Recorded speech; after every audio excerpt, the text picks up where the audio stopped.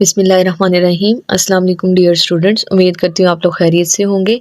इससे पहले हमने 5 चैप्टर्स तक के शॉर्ट क्वेश्चंस देखे हैं और तकरीबन इतने कोई ज़्यादा नहीं है। इसी तरह चैप्टर नंबर जो 6 है हमारा सॉल्यूशन वाला, इसके भी शॉर्ट क्वेश्चन और ये चैप्टर भी कदरे इजी ही है। तकरीबन सॉल्यूशन को ही बार-बार डिस्कस किया गया है, सॉल्यूशन के टाइप्स को, और फिर उसके बाद जो है हम कंसंट्रेशन के यूनिट्स को देख लेते हैं।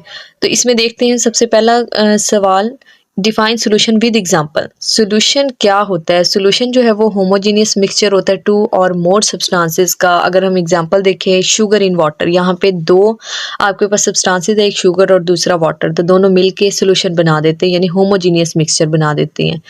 Define aqueous solution with example. Aqueous जो है वो हम वाटर के लिए टर्म इस्तेमाल करते हैं। एक्वस सॉल्यूशन ऐसा सॉल्यूशन जो पानी में बनाया जाए, तो वो सॉल्यूशन जो किसी भी सब्सटेंस को पानी में डिसॉल्व करके बनाया जाता है एक्वस सॉल्यूशन कहलाता है। वही वाली एग्जांपल कर लेंगे, sugar in water. What is difference between solute and solvent? Solute और सॉल्वेंट में क्या फ़र्क है? सॉल्यूशन के बेसिकली दो कंपोनेंट्स होते हैं, एक सोल्यूट और दूसरा सॉल्वेंट। वो कंपोनेंट जो स्मॉलर क्वांटिटी में मौजूद होता है उसको हम सोल्यूट कह देते हैं, और वो कंपोनेंट जो लार्जर क्वांटिटी में मौजूद है उसे हम सॉल्वेंट कह देते हैं। जैसे कि शुगर इन वाटर की बात करें तो शुगर जो है वो पानी में हम अगर कम क्वांटिटी में डाल रहे हैं तो उसमें जो शुगर है हमारे पास वो सोल्यूट होगा और वाटर इज़ अ सॉल्वेंट। इसके अलावा हम कुछ और भी एग्जांपल ले सकते हैं, कुछ दूसरे सॉल्वेंट्स भी इस्तेमाल होते हैं। What is difference between dilute and concentrated solution? Dilute और कंसनट्रेटेड सॉल्यूशन में क्या फ़र्क है? डाइल्यूट सॉल्यूशन वो सॉल्यूशन है जिसमें सोल्यूट की क्वांटिटी कम होती है, जबकि कंसनट्रेटेड सॉल्यूशन वो सॉल्यूशन जिसमें सोल्यूट की क्वांटिटी ज़्यादा हो। What do you mean by unsaturated solution? Unsaturated solution कौन सा सॉल्यूशन होता है? ऐसा सॉल्यूशन जिसमें सोल्यूट की क्वांटिटी कम हो than that to saturate it at a given temperature, यानी हम जो है वो उसके सैचुरेशन पॉइंट से सोल्यूट की क्वांटिटी को कम ही रखें, तो ऐसा सॉल्यूशन हमारे पास अनसैचुरेटेड सॉल्यूशन होता है। और ऐसे सॉल्यूशन में मज़ीद गुंजाइश होती है कि मज़ीद सोल्यूट को हम उसके अंदर डिज़ोल्व कर सकें। Define saturated solution. Saturated solution में क्वांटिटी जो है वो सोल्यूट की मैक्सिमम होती है एट अ गिवन टेम्परेचर, यानी कि जितना मैक्सिमम हो सके सोल्यूट को अपने अंदर डिजोल्व कर लेता है गिवन टेम्परेचर पे। फिर उसके बाद क्वेश्चन नंबर 7 है, define super saturated solution. Super saturated solution ऐसा सॉल्यूशन जिसमें सोल्यूट की क्वांटिटी सैचुरेटेड सॉल्यूशन से ज़्यादा हो।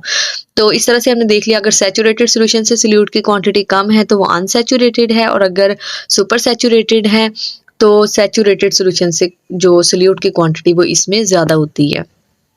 What is simplest way to distinguish between solution and pure component? इसमें जो है वो आपके चैप्टर के बिल्कुल फर्स्ट वाले पेज पे दिया हुआ है, तकरीबन इंट्रोडक्शन में ही आ जाता है।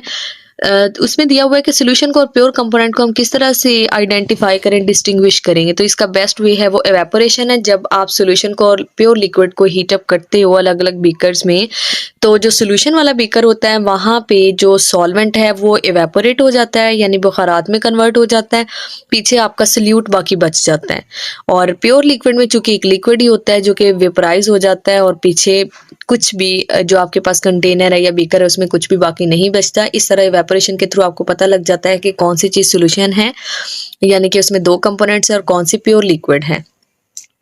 Y water is called a universal solvent? Water को यूनिवर्सल सॉल्वेंट इसलिए कहते हैं क्योंकि इसके अंदर एबिलिटी होती है कि ये जो मैक्सिमम कंपोनेंट्स को या जो है तकरीबन तमाम मिनरल्स को अपने अंदर डिज़ोल्व करने की सलाहियत रखता है, जो भी मटेरियल हो। तो इस वजह से हम इसको यूनिवर्सल सॉल्वेंट कह देते हैं। What is percentage volume by mass? इसमें से कोई ना कोई एक आधी डेफिनेशन आई होती है कंसंट्रेशन यूनिट्स में से। Percentage volume by mass, volume का यूनिट सेंटीमीटर क्यूब है, तो ऊपर हम जो है सोल्यूट को रखते हैं जबकि नीचे हम सोल्यूशन को लेते हैं। तो नीचे है हमारे पास मैस, मैस इन ग्राम। तो हम यहाँ पे इस तरह से इसको डिफाइन करेंगे कि it is the volume in centimetre cube of solute dissolved in 100 gram of solution. फिर उसके बाद what is percentage mass by mass? तो ये हो जाएगा कि it is mass of solute, या इट इज़ जो है number of grams of solute dissolved in 100 gram of solution. फिर उसके बाद है percentage volume by volume. It is the volume in centimetre cube of solute dissolved in 100 centimetre cube of solution. दोनों तरफ चूँकि volume by volume है इसलिए हमने ऊपर भी सेंटीमीटर क्यूब जो सॉल्यूट का वॉल्यूम इस्तेमाल किया और नीचे भी सोल्यूशन का जो वॉल्यूम है वो सेंटीमीटर क्यूब है। फॉर एग्जांपल 30% जो अल्कोहल का सोल्यूशन है उसमें 30 सेंटीमीटर क्यूब अल्कोहल होगी और बाकी हम उसको इतना सफिशिएंट वाटर में ऐड करें कि जो हमारे पास टोटल वॉल्यूम है वो 100 सेंटीमीटर क्यूब हो जाए सोल्यूशन का वॉल्यूम। फिर उसके बाद ये आपके पास एक एग्जांपल से लिया गया है जो कि 5 सेंटीमीटर क्यूब एसीटोन है, डिजॉल्व टू प्रीपेयर 90। इसको आप अपनी बुक से देख लेंगे। फिर उसके बाद है डिफाइन मोलैरिटी।